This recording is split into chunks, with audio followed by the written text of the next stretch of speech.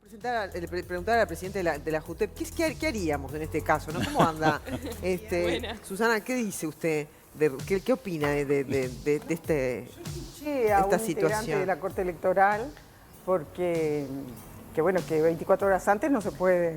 No se puede. No se puede vender. No se puede vender, pero sí se puede Así consumir. que consumir sí. Claro. Pero vendrán tantos días antes los brasileños. No O sé. que tengan una heladerita grande en su habitación de hotel y Bueno, para guardar la cerveza. Van a tener que tomar una decisión, porque por otro lado la Corte Electoral no tiene en su competencia fiscalizar ni multar, ¿no? O sea, en realidad lo único que se puede hacer es informar, advertir, pedirle a las personas que no consuman, pero tampoco se fiscaliza, no se sancionaría tampoco, por lo que tengo entendido. Por Entonces, eso. en definitiva... Y lo que le decía, el tema de la sanción para el que no vota. Le cuento, señora, que en el año 2016 se condonó la multa a aquellas personas que no votaron en las elecciones del BPS y fueron nada más que 460.000 personas las que no votaron. Le doy ese dato nada más. Sí, bueno, pero no quiere decir que ahora se repita No, esa yo no digo situación. eso, yo no digo Y yo le decía a usted antes de empezar, ojo cuando usted se va a jubilar, ¿no? Porque de repente le pueden mirar que usted no ¿Y usted? votó. ¿No votó? Y esto de repente puede ser un causal. obstáculo para que se le complique el proceso Sí, jubilatorio. Atención. Pero no, realmente si nos quejamos y ahora tenemos la oportunidad de, con nuestro voto, incidir en quién nos quiere representar mejor o quién nos puede hagámoslo. Son obligatorias las elecciones, ¿no? Igual en el tema alcohol a mí me parece absolutamente triste que se tenga que compatibilizar eventos deportivos y alcohol. Me parece que es algo totalmente contradictorio, ¿no? Obviamente a todos nos gusta tomar algo y los brasileños ya sabemos que han pedido la cerveza bien helada y todo fantástico, pero venís a ver un evento deportivo y el deporte no tendría que estar asociado. No tendría, no debería, pero viste que claro. No me voy a poner una sotana y hacerme, ¿no? el santo. A mí dice acá, están de paseo, Claro, sí, están de vienen paseo. todo el Pero bueno, fin de... después habrá que hacerse cargo entonces de los excesos, ¿no? Totalmente. Si hay excesos, alguien tendrá que hacerse Que en cargo. la cultura del brasilero está esto del consumo de cerveza y todo lo demás, gelatina y todo eso, ¿no? Pero es verdad, tenés que no razón. joró, que no joró. Bueno, ¿que no joró en qué? Dale, viene a ver el partido acá, que se aguante, que traigan la cerveza. Y le va a salir más barata. Más Le va a barata, salir sí, más barata. seguro la más barata. Bueno, estamos con Susana Signorini, presidenta de la Junta de Transparencia y Ética Pública. Gracias por acompañarnos, en serio. Susana, Buenos días. esta mañana están con mucho trabajo ahí en la Junta porque han tenido que hacer muchos informes desde que tú asumiste, ¿no? Está el tema del gas Sayago, el tema de Ante la Arena, el tema de los custodios de cosas, es decir, y otras tantas solicitudes, ¿no? Porque ahora la JUTEP cambió la modalidad en cuanto que ya no actúa de oficio, es decir, se ha decidido no actuar de oficio. Sí. Si ¿Cómo lo es? resuelve el directorio, actuamos de oficio. Ajá. Lo que pasa es que, como las denuncias pueden ser anónimas, cualquiera puede acceder a la denuncia. Entonces, antes de actuar de oficio, ya tenemos la denuncia. O sea que cualquiera la puede hacer y bueno, está bien. En realidad no hemos tenido que actuar de oficio, pero las denuncias están, o sea, de todos los hechos así públicos, más los de que a cada ciudadano le interesa y bueno, tenemos muchas denuncias. ¿verdad? Y en ese momento, sin representatividad del Frente Amplio, ¿no? Porque a raíz de lo de Gas Sayago, ¿fue a raíz de lo de Ante la Arena que Delante la arena, se definió por parte de la fuerza política, ¿no? Que se retirara su representante de la JUTEP? corre por ello, ¿verdad? Sí, Se está resolviendo, bueno, es el Partido Comunista el que tiene que designar allí ahora un representante, ¿no? El vocal era del con la Partido presidencia del Frente Amplio. Perdón, el el vocal era así del Partido Comunista, pero la verdad que trabajábamos muy bien, era muy constante, muy trabajador en el de acuerdo y en el desacuerdo, pero con respeto, la verdad que sí, es una lástima. Bueno, pero se supone que está en proceso de que vuelva un representante, ¿no? De la oposición. Sí, claro, la vacante está. Está la vacante y la van a ocupar. Bueno, a nosotros nos interesa porque nuestro organismo es apolítico. Suena raro y difícil, de concebir, porque todos estamos por una propuesta de un partido. ¿Y por qué pesa de ahí lo partidario? ¿Perdón? ¿Hay antecedentes de una situación así? ¿Por qué pesa lo partidario en un organismo que debería ser apolítico, objetivo para analizar denuncias y situaciones que vive nuestra sociedad? Es objetivo e imparcial. Y bueno, eso habría que preguntarle a quién se fue, pero no voy a entrar en quién le solicitó la renuncia. Claro, bueno, muy bien. Vamos a meternos, si te parece, por el tema de Ante la Arena, que está ahora justamente ¿Otra vez? en las portadas de los diarios, ¿no? Pero la JUTEP ha hecho su informe a solicitud de Antel, ¿no? Antel le pide a la JUTEP que analice esos resultados de esas auditorías, ¿no? Que según el abogado, en este caso del directorio de Antel de Bordes, dice que hay una serie de hechos de apariencia delictiva. Entonces, la JUTEP estudia esos hechos de apariencia delictiva y qué es lo que concluye entonces la JUTEP, ¿no? No, nosotros estudiamos desde el punto de vista ético y transparente. Sí. Cuando llegamos al delito, entonces ahí tiene que actuar la justicia, ¿verdad? Nosotros somos un órgano, ya les digo, de control, el órgano superior de control contra la corrupción, pero no actuamos respecto de los delitos. Sí percibimos, no podemos ni siquiera tipificarlos, pero si percibimos que puede haber un delito, porque tenemos asesores de derecho, yo soy escribana, digo, en ese caso lo derivamos ante la Fiscalía, porque hoy actualmente la investigación es de Fiscalía. Bueno, y lo que se constató entonces que fue violaciones en el punto de vista de la conducta, Claro. ¿cuáles fueron las violaciones que se detectaron, o los hechos sospechosos o que pueden ser un causal de denuncia? En realidad, dentro de nuestra materia de competencia, éticamente se violaron varios principios. El principal, que es de rango constitucional, que es el principio de la buena administración. Todo funcionario público, léase servidor público, debe administrar bien, porque los dineros son del Estado, son de todos. Todos. ¿No? Y entonces se violó la buena administración porque se previó una inversión de 40 millones, después por el 2015 se hizo una nueva evaluación y se llegó a 53 millones, pero resulta que salió 119. Entonces hubo un sobrecosto, un mayor gasto de 63 millones de dólares. Ahora, ¿y en qué auditoría se basó la JUTEP para tomar estas conclusiones? ¿En la que le presenta el directorio de Antel o en las otras que había? Porque, por ejemplo, Gabriel Molina, de Sutel, ha dicho que la JUTEP no contempló, por ejemplo, la de PricewaterhouseCoopers, que era anterior y que tenía otras consideraciones. Y Cose todo el tiempo menciona esta pseudo auditoría, digo entre comillas. Me iba a traer para que vieran lo que es la pseudo auditoría. Claro. Y no la traje porque, pero no, les explico. A nosotros, Antel nos solicitó dentro de nuestras competencias un asesoramiento respecto de esa auditoría que realizó Ecovis. Solicitaron por licitación quien realizaba esa auditoría, esta administración de Antel, y nos pidieron a nosotros que lo estudiáramos desde nuestra competencia, es decir, desde el punto de vista ético y desde la transparencia. Que ética y transparencia parece muy etéreo, pero deriva o puede llegar a la corrupción, ¿verdad? Entonces, ¿qué pasa? Esta es una auditoría de la gestión del proyecto de la obra Antel Arenas. Sí. Cuando mencionan otras auditorías, se está refiriendo, por ejemplo, a una auditoría de balance, pero de Antel. O sea, perdona, para que la teleaudiencia entienda, la de PricewaterhouseCoopers es de balance de Antel. Claro. No es una auditoría de la Antel Arena. No de la obra Antel Arenas, no. Ajá, ¿y por qué Molina dice que sí? Dice que tiene resultados totalmente diferentes. Bueno, lo que pasa es que esa auditoría de Price, Price u otro consultor, las realizan todos los organismos grandes. Todos los organismos grandes contratan anualmente una asesoría, ¿verdad? Una auditoría externa. En este caso que están hablando es una auditoría de Price a Antel, donde incluso, les voy a hacer, se afirman en eso, pero cuando evalúa los bienes, porque es de balance, entonces activos y pasivos, cuando evalúa los bienes, tira a abajo, vamos a decir, evalúa el Antel Arenas en 32 millones de dólares. O sea que encima no 119, ni 53, ni 40. Price lo evalúa en 32, 35 millones de dólares. Claro, y ahí está el hecho de que, porque bueno, si uno hace una evaluación de Antel, tendría que, aunque el Antel Arena es un gasto de Antel, debería de saltar esa cifra, aunque no hubiera sido un análisis específico del Antel Arena. Ahí se explica de alguna manera de que entonces se consideró en 32 millones nada más.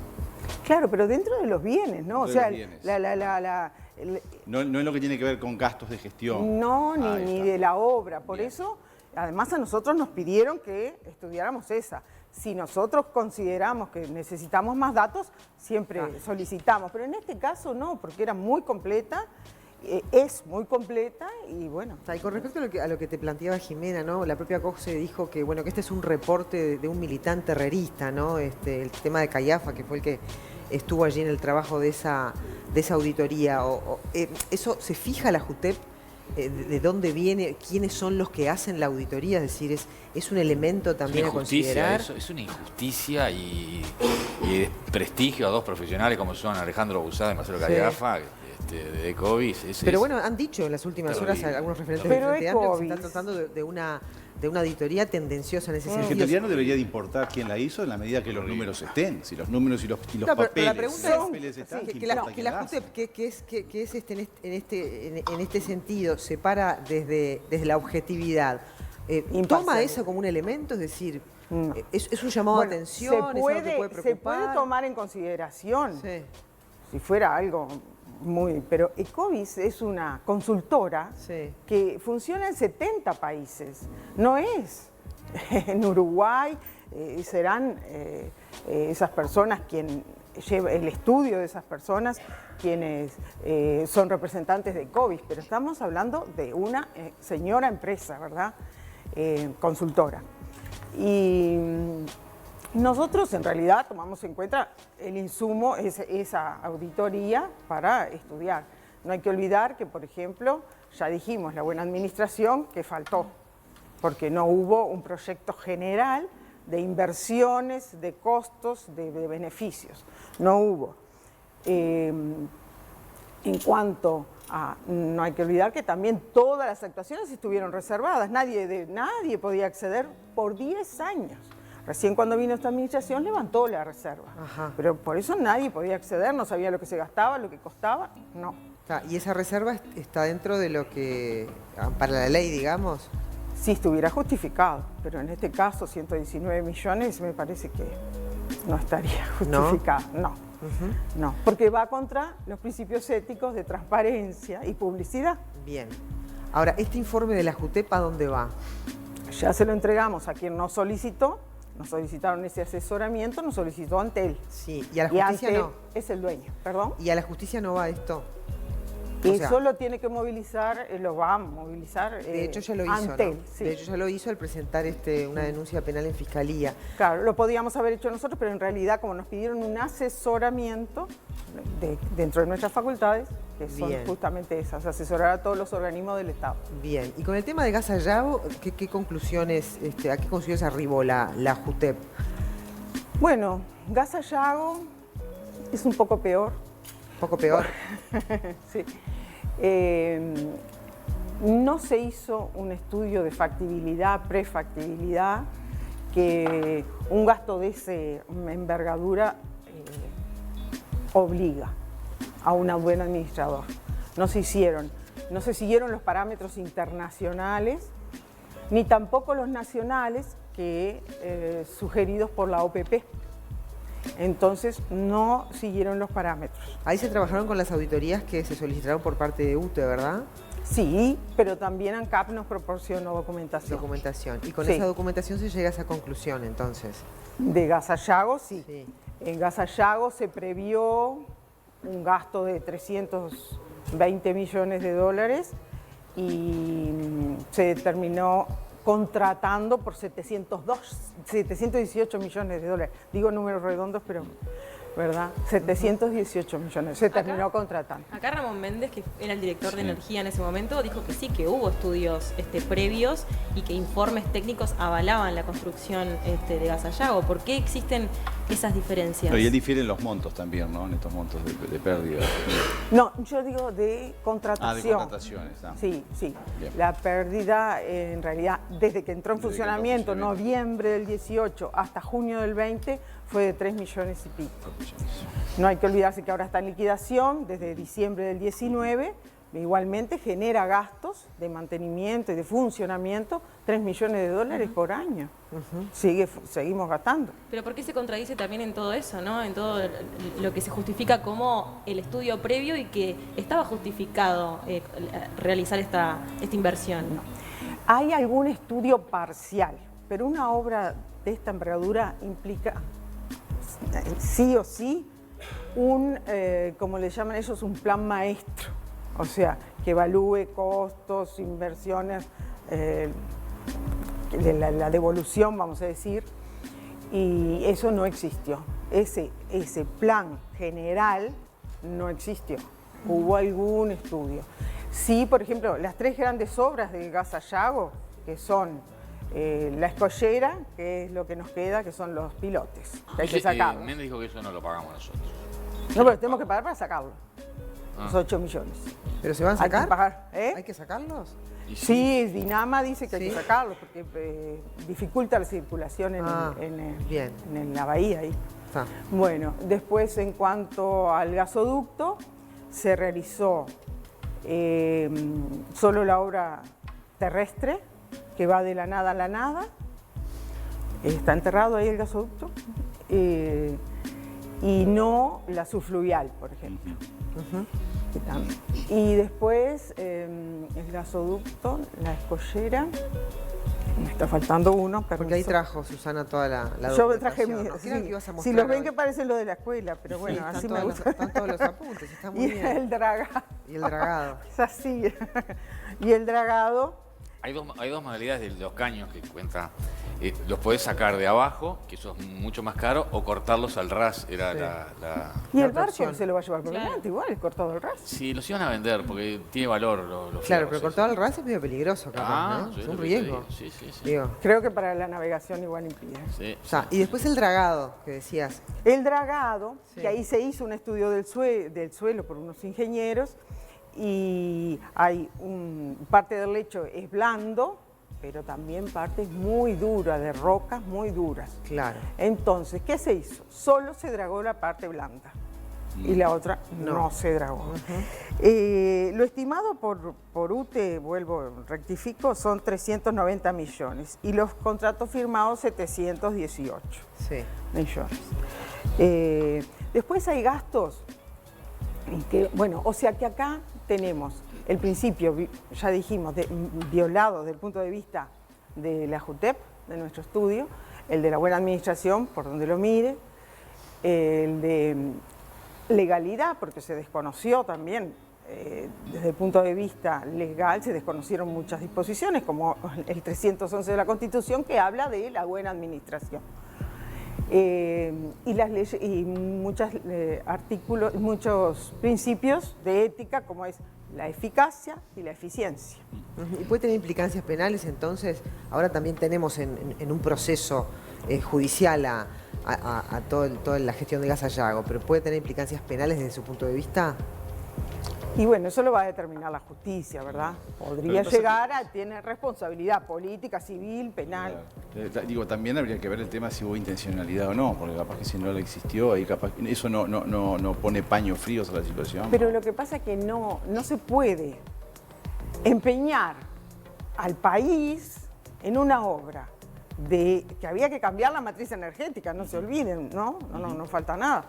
Cambiar la matriz energética, digo, sin tener un estudio una base sólida. Bien sólido. Claro, pero Méndez dice que hay un estudio sólido, que el Uruguay necesita del gas natural a futuro, es una energía del futuro, que independientemente de que Argentina se haya bajado del negocio, igual era rentable. Pero esa es la solidez de la necesidad, obviamente que el gas se necesita. El tema que el gas, capaz que se habla de la solidez de lo que fue es importante, el proyecto, ¿no? Lo que dice Claudio es importante. Sí, o sea, que en el estudio del negocio se veía quiénes eran los potenciales clientes, ¿no? Y que se decía que si Argentina no estaba interesado en ese momento porque estaba con vaca muerta, el negocio no era rentable, ¿no? Y lo que dijo Méndez acá fue otra cosa, ¿no? Que con los clientes que teníamos acá en la vuelta. No se olviden que cuando se formó el consorcio entre Enrasa, sucursal Uruguay, que es de la Argentina, la empresa de energía, y Gas Sayago, que ya se había constituido por UTE y ANCAP, ¿verdad? A mí 50 y 50%. Argentina era fundamental, porque no solo era el socio en la inversión, sino que también se obligaba a comprarnos el 50% de la producción. Nada más ni nada menos que 5 millones de metros cúbicos diarios, ¿no? Si nos quedamos sin el socio, por otro lado, dicen que habría igualmente, se bajó, contrató en el 12 y en el 2013 ya se fue de socio, que se comprometía a comprarnos igual. Pero no hay documentación que afirme eso. Claro, y las palabras... No hay un compromiso, digamos, firmado. No existe. No existe. No existe. No bueno, existe. Muy bien. Así que, bueno... ¿La JUTEP hace investigaciones en función de solicitudes o las puede hacer de oficio? Y si no las hace de oficio, ¿es una falta de la JUTEP no hacerlas? Bueno, yo le decía, nosotros básicamente trabajamos por denuncias porque son muchísimas, ¿no? Porque no solo hay denuncias, hay asesoramientos, como es este caso, pero actuamos también de oficio, o sea, por resolución del directorio. Claro, ¿no? y somos dos. O sea, por ejemplo, por poner estos ejemplos que son los de ahora, los de Gas Sayago, la Antel Arena, la JUTEP ha fallado o ha estudiado en función de las auditorías que le han llegado, pero también puede solicitar otros elementos. Por ejemplo, se le podría solicitar a Méndez que mande toda la información. No sé qué, Ramón Méndez, el exdirector de Energía, que fue llamado a declarar por el tema. Que estuvo acá, te citábamos. Lo que pasa es que nosotros, le voy a explicar, estudiamos sin nombres. Está, perfecto. Después esto lo hacen ustedes y después la justicia. Estudian otras informaciones que les pudieran llegar. Y si nos llegan ahora, las vamos a estudiar. Las van a estudiar. Claro. O sea Si alguno quisiera hacer, digo, como esto no fue dirigido a nadie, no se le notificó a nadie. Claro. O sea, fue derecho al que nos solicitó el asesoramiento. Seguro. Cuando hacemos una investigación por denuncias de malas praxis, de faltas éticas, ¿no? En ese caso siempre nuestra resolución se notifica primero al denunciado. Claro. Porque así tiene la posibilidad de hacer los descargos. ¿Y han recibido de parte de la oposición algún tipo de elemento para tomar como... ¿Respecto a esto? Respecto a estos casos, tanto de Antel Arena como de Gas Sayago, ¿no han recibido la JUTEP de parte de otros actores más información? Tan solo la de las auditorías. Las auditorías, bueno, las auditorías no, hemos recibido también en Gas Sayago documentación de ANCAP. Cantidad de documentación estamos hablando de los organismos oficiales que son los promotores de estas investigaciones. Sí, claro, sí. No de quienes actuaron en la gestión anterior, por ejemplo. No. Eso tendrá que, como yo digo, que cada uno se haga responsable de lo suyo. Está bien. Porque no se olviden que Gas Sayago es una empresa de derecho privado, porque es una sociedad anónima. Claro.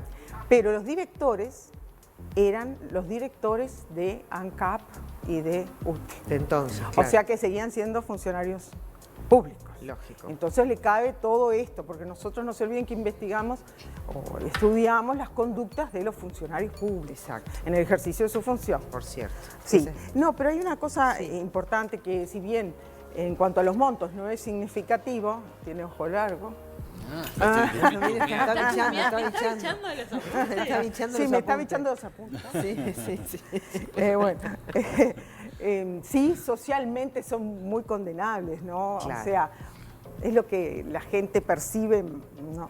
Por ejemplo, compraron entradas para las eliminatorias entre Uruguay y Perú, el partido, 6 entradas, que $15.000. Eso sí está documentado. Claro, pero son gastos. Después había gimnasia laboral y masajes. Pero eso se atribuye a que las multinacionales tienen como estilo tener ese tipo de... Pero ¿dónde estaba la multinacional? Claro. Porque en el 2013 se fue a Argentina y... Además los socios de Gas Sayago, OAS, podemos hablar un rato largo de OAS, si querés después, ¿no? Y los personajes que integraron el directorio de OAS, que están presos, ¿no? Claro. En Brasil. Después, también se pagaron algunas cenas que por ahí también se... Bueno, se gastaron en lunch, catering, unos 211 millones de dólares, no, miles de dólares, 211 miles de dólares. Claro. Viajes por $289.000.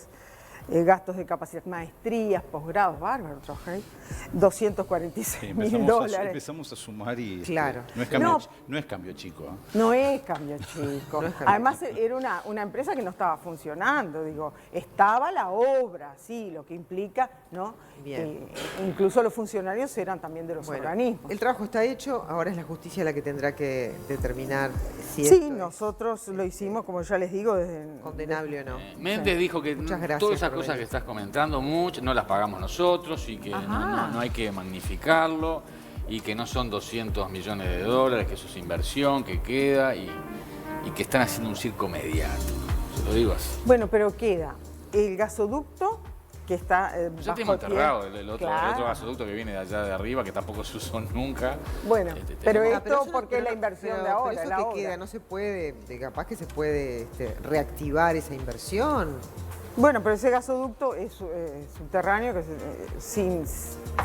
no va a ningún lado ni viene de ningún lado. Se puede retomar, podría conectar, que ver los pero tiene también un tiempo de vida. De vida también, seguro. Sí. Y el dragado, por ejemplo, que dragaron la parte blanda, si no las duras, claro. Sí. Bueno, Susana, eso se fue cobrando. Es un gran lío esto de Gas Hallagos, por eso está la justicia, para que siga tomando declaración. Nosotros hicimos nuestro trabajito. Y determine responsabilidades. Una crítica muy grande que le hacemos a Gas Hallagos, sí, ¿no? A quienes lo integraron y demás, quienes tomaron las decisiones, es que, por ejemplo, con la contratación de OAS, se llamó a licitación, se dieron unos pliegos de condiciones y 4 empresas las reunían y otras 5 no las reunían. Es de aquí que después dijeron, vengan también los 5 que no reúnen las condiciones para la licitación requeridas por el pliego. Y bueno, se contrató a OAS, que OAS también era una de esas 5 que no reunía las condiciones. OAS no reunía las condiciones. No, y fue toda parte, y lo vemos en lo que se hizo. Bueno. No arrancamos muy bien entonces, ¿no? Ya no, y además se podían haber ido varias veces, o sea, no se quiso abandonar el proyecto. Claro. Cuando había que cambiar la matriz energética. Cuando en ese momento teníamos el cambio por la matriz energética eólica. Justo en esa época se empezaron a instalar los molinos, ¿verdad? Sí, sí. Y entonces había que... Pero también Argentina tenía que cambiar la matriz energética. Claro. Se va a Argentina, un buen administrador hubiera dicho, vamos a repensar si seguimos adelante o no. Claro.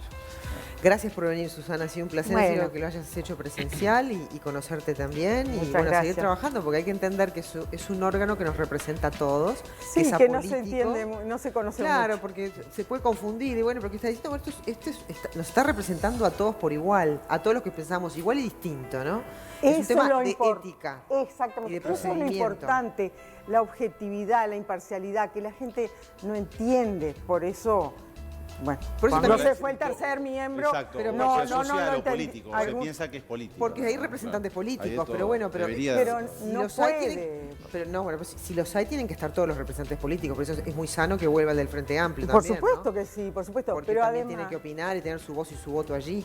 Sí, claro. Porque es la manera de ser democrático. Cuando uno vota ahí, lo hace técnicamente, en base a asesoramientos que requerimos muchas veces, porque no. Claro, es que por eso él también votó desde el punto de vista técnico. Por Cuando supuesto, fue llamado por la fuerza todos política, votamos desde el punto de vista técnico. Para que un poco se le cuestionó por qué se había acompañado, se falló la JUTEP, es lo que dijo, bueno, fue una valoración técnica la que hice, ¿no? Lo que pasa es que es cuando se mete la cabecita política. Ahí es inevitable meter la cabecita política cuando el representante es político. Hay que tener capacidad para separar las cosas. Claro, pero este organismo existe si hay imparcialidad y objetividad. Claro. Si no, si vamos a buscarle el color al que denuncia y al denunciado, seguro, estamos no fritos. Existe JUTEP. Estamos fritos. Bueno, gracias por venir, en serio. Bueno, Susana Signorini, presidenta de la Junta de Transparencia y Ética Pública, que nos acompañó esta mañana. Hacía tiempo que queríamos traerla a Susana, conocerla y saber cómo es que trabaja la JUTEP. Me parece que está bueno haberlo podido hacer. ¿Qué pasó? No, qué rico perfume que tiene. ¿Ah, sí? Le bichó, esos números son de usted, no son para nosotros. Esos números, a veces la carpetita, si quiere dejarla, la aceptamos. Ah, no, le hago algo más prolijo. Algo más prolijo. Bueno, uno me lo mira y el otro me lo pide. Bueno, 8:35.